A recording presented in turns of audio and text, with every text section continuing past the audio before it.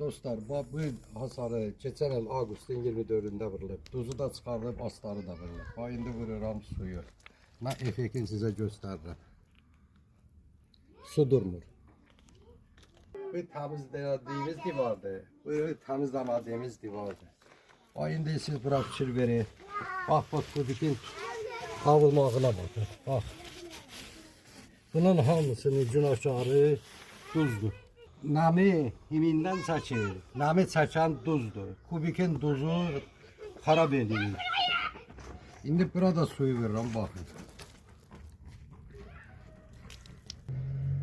Görürsünüz, kubik suyun özünə nətər çəkir. Gözəl insan, deyildiniz kampaniya nə vaxt olacaq? Ayın bugünkü gündən bütün malların hamısına 25% skidkadır. Yəni malımıza da qarantə veririk.